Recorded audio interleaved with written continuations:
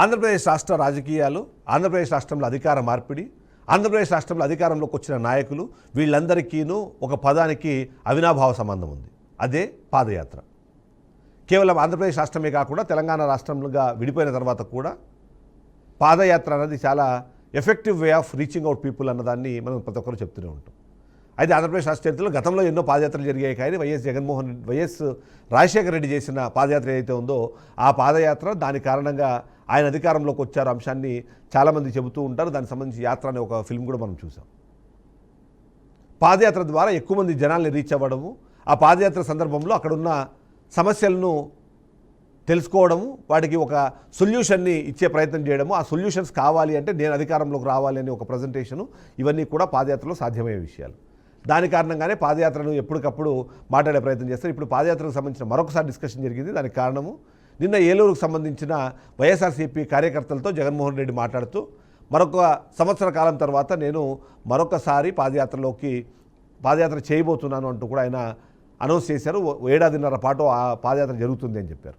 ఈ నేపథ్యంలోనే పాదయాత్ర మీద ఆయన అలా అనౌన్స్మెంట్ చేశారో లేదో వెంటనే రియాక్షన్ స్టార్ట్ అయిన నేపథ్యంలోనే నిజంగానే యాత్ర 3.0 ఏంటి, దానికి సంబంధించిన డిస్కషన్ మనం చేసే ప్రయత్నం చేద్దాం. ఆ పాయింట్ని డీకోడ్ చేసే ప్రయత్నం చేద్దాం. అందులో బాగా ఫస్ట్ క్వశ్చన్ మనం చూస్తే ఆంధ్రప్రదేశ్ రాష్ట్రంలో పాదయాత్ర అధికారం దాకా తీసుకువెళ్తుందన్న క్వశ్చన్ మనకు అనిపిస్తుంది. ఎస్, ఖచ్చితంగా తీసుకెళ్తుందని చెప్పాలి. ఎందుకంటే ఇప్పటిదాకా వైఎస్ రాజశేఖర రెడ్డి ప్రారంభించారు, ఆ తర్వాత దాన్ని చంద్రబాబు నాయుడు కంటిన్యూ చేశారు, ఆ తర్వాత వైఎస్ జగన్మోహన్ రెడ్డి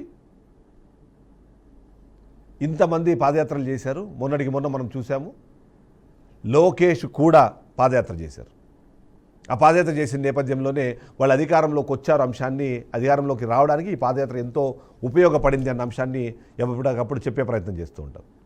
సో అదే మనకు ఇప్పుడు మరొకసారి కనిపిస్తోంది. అందులో భాగంగానే ఈయన తీసుకెళ్తున్నారు. మనం చూసాము పాదయాత్ర మాత్రమే కాదు, జగన్మోహన్ రెడ్డి అధికారంలోకి రావడానికి కారణాలుగా ఒకవేళ విశ్లేషించే ప్రయత్నం చేస్తే వాటిల్లో ఆయనకు అవకాశం ఇవ్వాలనే ఉద్దేశం కానివ్వండి, ఆయన చేసిన దాదాపుగా 3000 కిలోమీటర్లకు పైగా పాదయాత్ర ఏదైతే ఉందో అది ఆయనకి హెల్ప్ అయింది అన్న విషయము ప్రతి ఒక్కరికి తెలుస్తుంది. అంతకుముందు చంద్రబాబు నాయుడు కూడా 2012లో చేసిన పాదయాత్ర 2600 కిలోమీటర్లకు పైగా ఆయన చేసిన పాదయాత్ర ఆయనకి హెల్ప్ అయింది. దాని కారణంగానే 2014లో అధికారంలోకి వచ్చారన్న విషయాన్ని కూడా ప్రతి ఒక్కరు చెబుతూ ఉంటారు. అది మనం ఖచ్చితంగా యాక్సెప్ట్ చేయాల్సిన అంశం.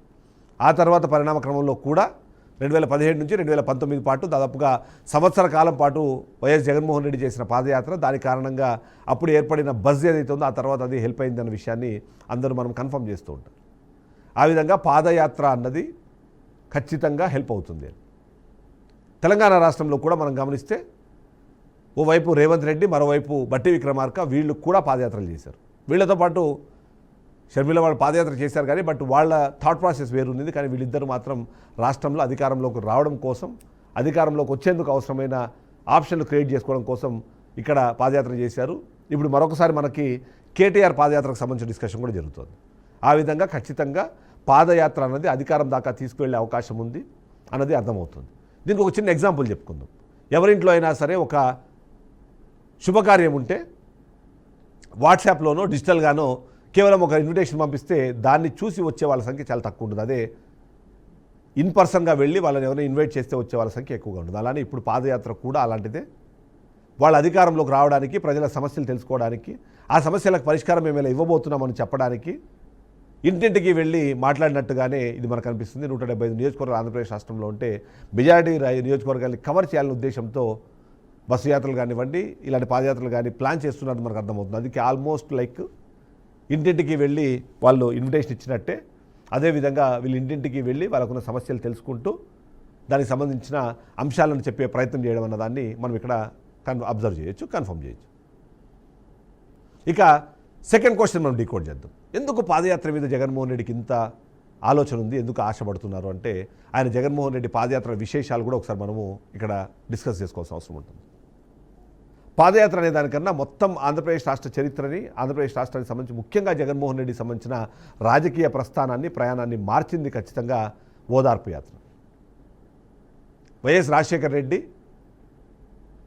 సెప్టెంబర్ 2, 2009లో రచ్చబండ అనే కార్యక్రమం ప్రారంభించి మధ్యలో చనిపోయిన తర్వాత ఆయన మిస్ అయినప్పటి నుంచి ఆయన చనిపోయారనే విషయాన్ని కన్ఫర్మ్ చేయడానికి దాదాపుగా 22 గంటల సమయం పడితే ఆ 22 గంటల సమయంలో ఎప్పుడైతే ఆయన చనిపోయారు, ఇక మన మధ్య లేరు అన్న విషయం తెలుసుకొని వందలాది కుటుంబాలకు సంబంధించిన వాళ్ళ గుండెలు ఆగిపోయి కొద్దిమంది ఆ వార్తను తట్టుకోలేక ఆత్మహత్య కూడా చేసుకున్నారు. ఇలా చనిపోయిన కుటుంబాలు ఏవైతే ఉన్నాయో ఆ కుటుంబాలకు మీ ఇంటికి వచ్చి నేను మీకు భరోసాను ఇస్తాను, మీ ఇంటికి వచ్చి నేను ఓదార్పు చేస్తాను అంటూ ఆ ఓదార్పునిచ్చేందుకు తయారు చేసిన ఆ ఓదార్పు యాత్ర ఆ తర్వాత రాష్ట్ర రాజకీయాల ముఖ చిత్రాన్ని మార్చేసింది. ఆ నేపథ్యంలో ఆయనకు వస్తున్న రెస్పాన్స్, ప్రజల నుంచి ఆయన వైన పెరుగుతున్న మక్కువ, ఇవన్నింటినీ చూసి కాంగ్రెస్ పార్టీ అప్పట్లో ఓదార్పు యాత్రని ఆపేయండి, ఓదార్పు యాత్ర కాకుండా ఎవరినైతే మీరు ఓదార్చాలనుకున్నారో వాళ్ళందరినీ ఒక దగ్గర పిలిపించి వాళ్ళకు మీరు ఆర్థిక సాయం చేసినా లేకపోతే వాళ్ళు ఓదార్చినా అలా ఒక ప్రాంతానికి దాన్ని పరిమితం చేయండి అని చేసిన సోనియా గాంధీ వ్యాఖ్యలు ఆ తర్వాత ఆయన పార్టీ నుంచి బయటికి రావడం అవన్నిటికీ కూడా కారణంగా అనిపిస్తుంటాయి. అదే నేపథ్యంలో ఆయన అరెస్ట్ చేసిన తర్వాత ఆ ఓదార్పు యాత్రను కానివ్వండి, ఆ పాదయాత్రను కానివ్వండి షర్మిల కంటిన్యూ చేయడం అన్నది మనందరికీ తెలిసిన అంశం. ఆ విధంగా వైఎస్ జగన్మోహన్ రెడ్డికి సంబంధించిన రాజకీయ ప్రస్థానాన్ని మార్చింది ఓదార్పు యాత్ర, ఆ తర్వాత జరిగిన పాదయాత్రల సందర్భంలో కూడా మనం చూసాము. ప్రతి ప్రాంతానికి వెళ్ళడం, అక్కడ ఉన్న సమస్యలను, ఆ సమస్యలకు పరిష్కారాలని, అప్పుడున్న అధికారంలో ఉన్న పార్టీ చేస్తున్న అకృత్యాల్ని వాటన్నింటినీ ఎండగడుతూ ప్రజలకు ఒక భరోసాను కల్పిస్తూ ముందుకు వెళ్ళారు. ఆ కారణంగానే ఆ పాదయాత్రలు అన్నవి సక్సెస్ అయ్యాయి అనేది మనకు అర్థమవుతుంటుంది.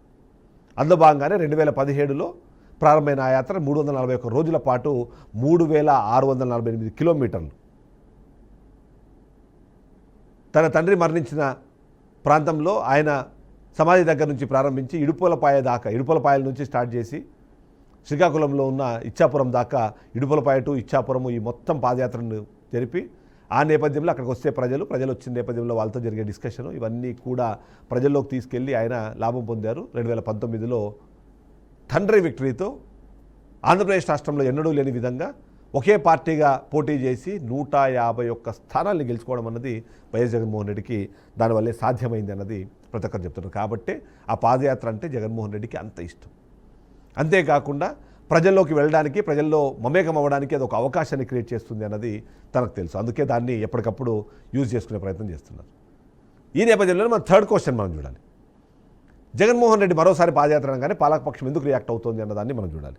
ఇక్కడ పాలకపక్షం రియాక్ట్ అవ్వడానికన్నా ముందు ఆ పార్టీకి అనుకూలంగా పనిచేసే చాలా మీడియా హౌసెస్ వెంటనే రియాక్ట్ అయ్యాయి. నిన్న సాయంత్రమే దాని గురించి డిస్కస్ చేసే ప్రయత్నం చేసి జగన్మోహన్ రెడ్డిది కుర్చీ యాత్ర అని, జగన్మోహన్ రెడ్డిది అధికారం కోసం పాకులాడే యాత్ర అని చెప్పేసి. ఎస్, డెఫినెట్లీ రాజకీయాలు చేస్తున్నారు కాబట్టి రాజకీయాలు చేస్తున్న వాళ్ళు ఫైనల్ మోటివ్ ఖచ్చితంగా అధికారాన్ని దక్కించుకోవడము, అధికారానికి కారణంగా మారిన అతని ఎఫర్ట్స్కి ఆయన సీఎంగా మిగలడం అన్నది అది పెద్ద ఆశ్చర్యపడాల్సిన అవసరం లేదు. గతంలో పాదయాత్ర గురించి పక్కన పెడితే వైఎస్ జగన్మోహన్ రెడ్డి అధికారాన్ని కోల్పోయి కేవలం 11 స్థానాలకు మాత్రమే పరిమితమయ్యి 18 నెలలు కూడా గడవక ముందే ఎప్పుడు వైఎస్ జగన్మోహన్ రెడ్డి రోజు మీదకి వచ్చినా, ఏ రైతుల పక్షాన ఏ పోరాటం చేసినా, ఏ సమస్య వచ్చిందని తను మాట్లాడే ప్రయత్నం చేసినా, చివరికి ఒక శుభకార్యానికి వెళ్ళినా సరే వేలాది మంది ప్రజలు అక్కడికి తరలి రావడము, వైఎస్ఆర్సీపీ కార్యకర్తలందరూ అక్కడికి వచ్చి ఆయనకి సంఘీభావం తెలిపే ప్రయత్నం చేయడము, ఆయన నిర్వహిస్తున్న కార్యక్రమానికి సపోర్ట్ చేసే ప్రయత్నం చేయడం ద్వారా మనకు అనిపిస్తుంది ఇప్పటికీ కూడా ఆయన మీద ప్రజలకున్న ప్రేమ కానివ్వండి, ప్రజల్లో ఆయనకున్న నమ్మకం కానివ్వండి తగ్గలేదు అని. ఇప్పుడు ఒకవేళ పాదయాత్ర పేరుతో మరొక 1.5 ఏడాది పాటు కనీసం ఒక 350 నుంచి 400 రోజులు ఒకవేళ ఆయన పాదయాత్ర చేస్తే ఆ పాదయాత్రకు అనుగుణంగా వచ్చే ఆ జనానికి సంబంధించిన వాళ్ళందరినీ కంట్రోల్ చేయడాలు ఇవన్నీ కూడా చాలా పెద్ద సమస్యగా మారే అవకాశం కూడా కనిపిస్తుంది.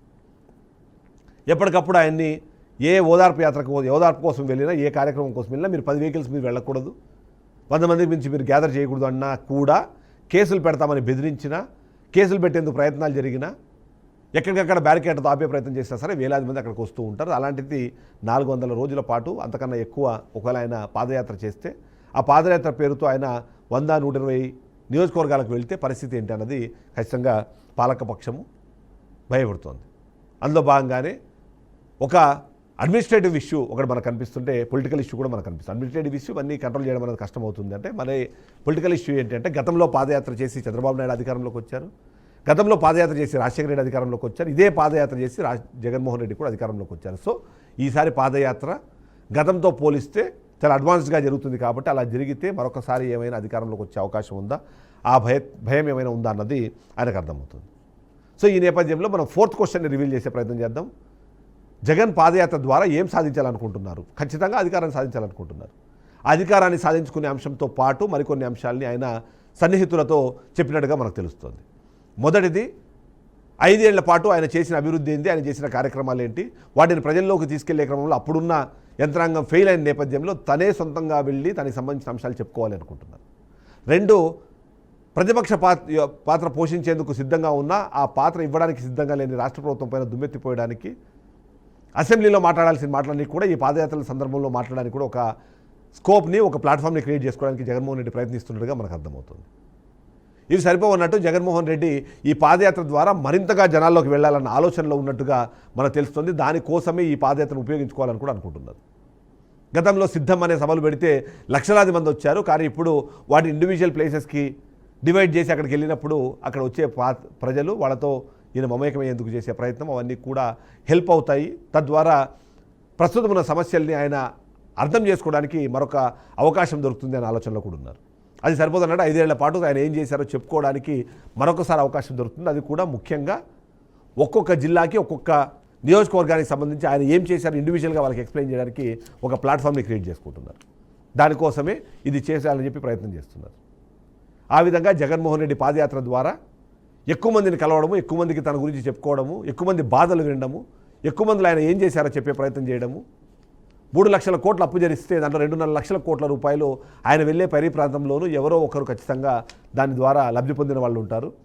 ఆ తర్వాత ఇప్పుడు 2 ఏళ్ల పాటు, లేకపోతే ఆయన చేసే నెక్స్ట్ 3 ఏళ్ల పాటు వాళ్ళు ఏం మిస్ అయ్యారో చెప్పేందుకు కూడా అది ఒక అవకాశంగా క్రియేట్ అవుతుందని జగన్మోహన్ రెడ్డి భావిస్తున్నారు. అందులో భాగంగానే యాత్ర 3.0 అన్నది చాలా అడ్వాన్స్డ్ మోడ్లోనూ నడవబోతుంది అనేది అయితే మనకు అర్థమవుతుంది. దానికోసమే జగన్మోహన్ రెడ్డి మొత్తం యాక్టివిటీస్ని ప్లాన్ చేసుకుంటున్నారు, దానికోసం ముందుకు వెళ్తున్న విషయం అర్థమవుతుంది. సో ఇది వాళ్ళ పాయింట్ డీకోడెడ్. నెక్స్ట్ పాయింట్ డీకోడెడ్తో మళ్ళీ కలుద్దాం. State to BRK news, Telugu సత్తా.